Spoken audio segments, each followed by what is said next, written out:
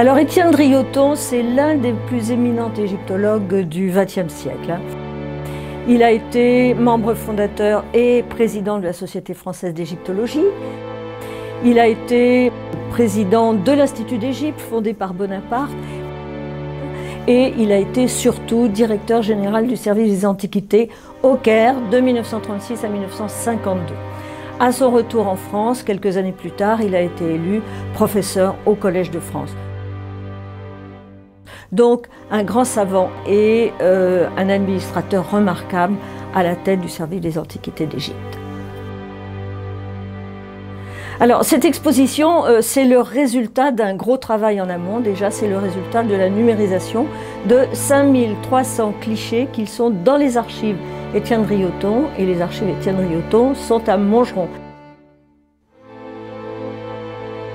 Alors, un gros travail en amont, puisqu'il a fallu épousseter ces plaques photographiques, et c'est Patrick Durupt qui s'est chargé de ce travail. Ces plaques photographiques sont des photos qui ont été prises par Étienne Drioton. Ces plaques se retrouvaient dans ces boîtes cartonnées, empilées par 10 ou 20. Ensuite, il y a eu la numérisation par Patrice Le Guillou, un égyptologue venu de Bruxelles.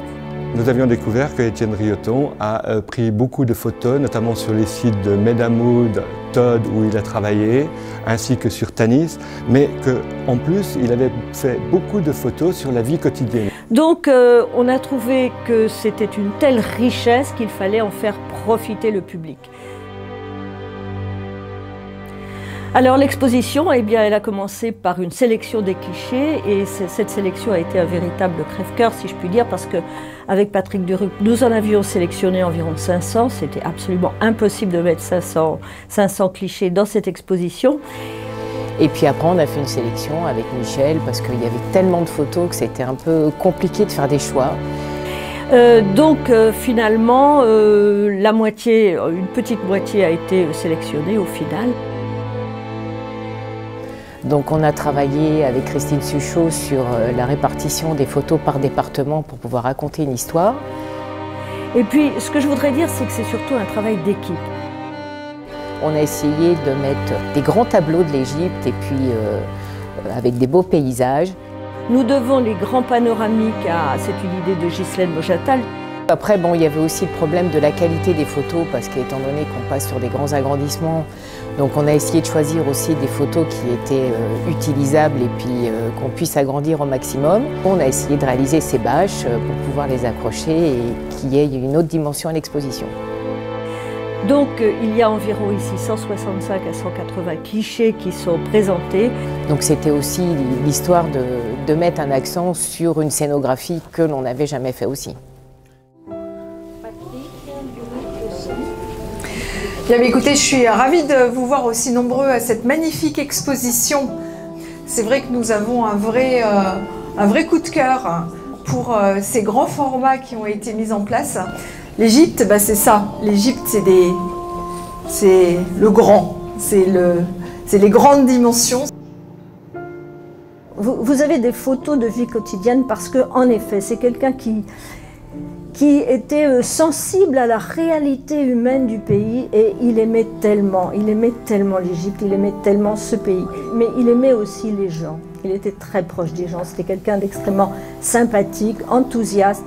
Enfin, c'était quelqu'un d'extrêmement novateur. Il a étudié toutes les branches de l'égyptologie, ce qui fait un égyptologue absolument complet, qui a vraiment fait avancer la science de l'égyptologie. Vous avez une reconstitution du bureau qui est absolument magnifique. Vous avez Étienne Drioton recevant les personnalités. Vous avez sur les travées extérieures les fouilles de Medamoud, de Todd.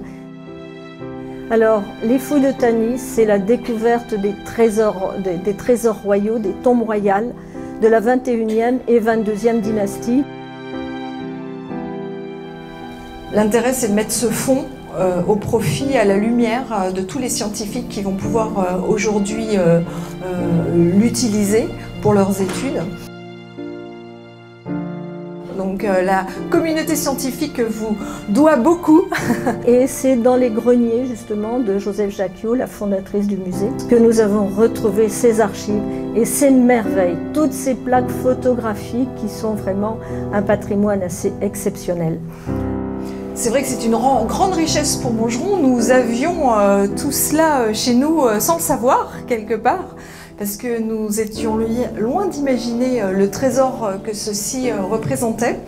Et puis, ces archives étaient tellement passionnantes, tellement riches, que je me suis dit, mais c'est pas possible, elles ne peuvent pas rester comme ça, enfermées dans un grenier sans que personne ne s'y mette. Et puis c'était aussi l'occasion de faire connaître Étienne Drioton auprès du grand public.